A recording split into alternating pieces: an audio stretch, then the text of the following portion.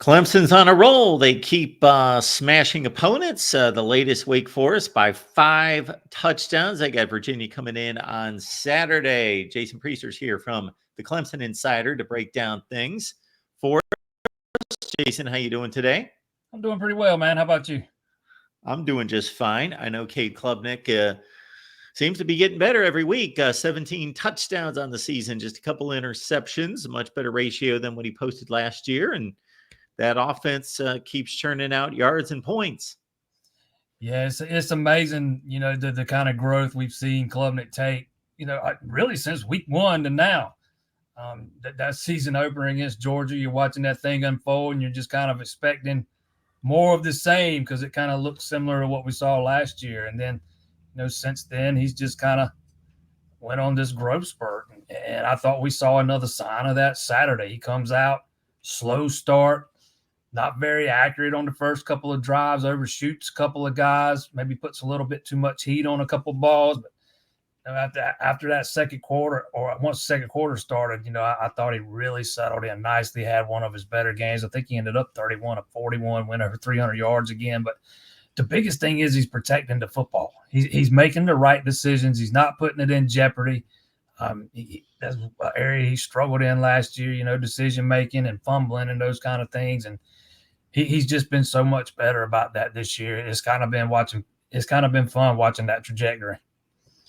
Well, Jason, until they beat somebody that people are going to respect, everybody's going to go back to week 1 against Georgia and then make all sorts of considerations. Well, they can only beat the team that's in front of them, number one. Number two, they can only dominate them so much. So they're not squeezing by these games. They took a team that was about a 3-touchdown underdog, and they just blasted them again. Got off to a slow start, gave up the first touchdown. It was a bit of a game for a while, but then they raced home. So how are you able to separate true improvement based on the competition versus when they could face somebody better down the road?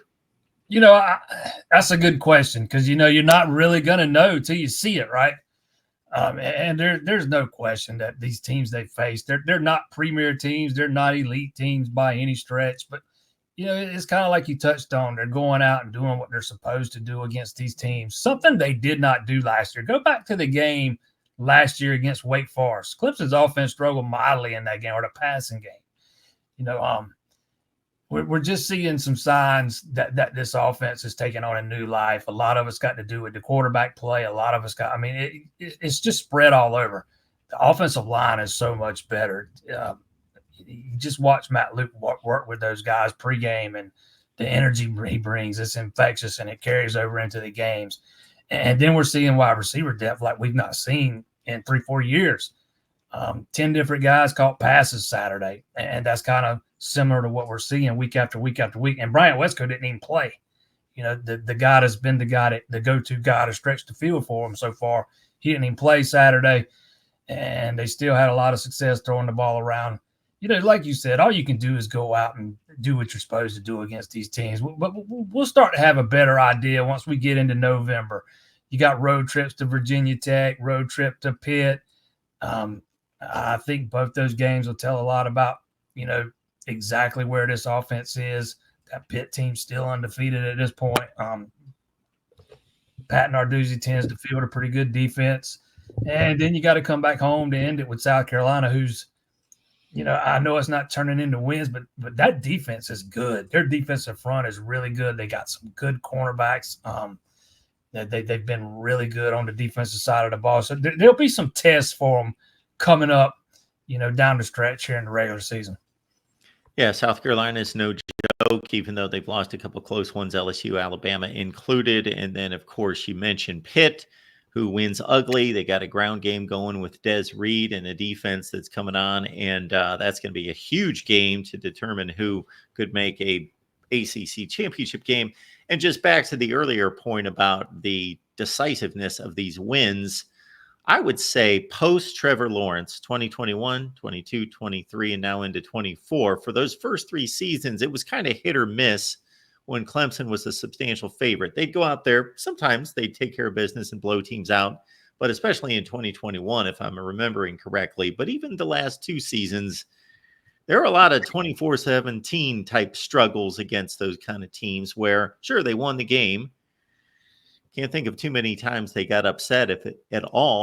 They take care of business, but it was usually not too emphatic. And this stretch is every game is a beatdown.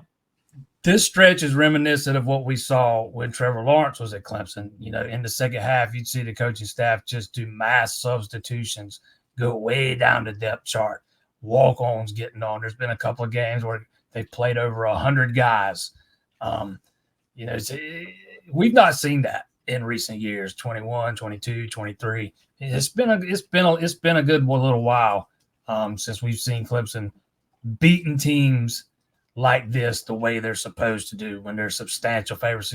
We might have talked about this before, but I remember Clemson needing I think it was against Charleston Southern last year, needing a 4th down conversion before they really started to pull away and blow that thing open. You know, there have been a lot of close games. I remember one in 21 against Georgia Tech at home. Clemson barely hangs on and wins that one. That's kind of been the story the past few years, and that has just not been the case this year. They've jumped on teams, jumped on them early. Saturday when they went down 7-0, that's the first time they trailed since the Georgia game. First points they've given up in the first quarter all season long. So you know, if you're a Clemson fan, you gotta like what you're seeing from this offense, particularly after what you've seen the past 3 seasons. It's a night and day difference, regardless of opponent.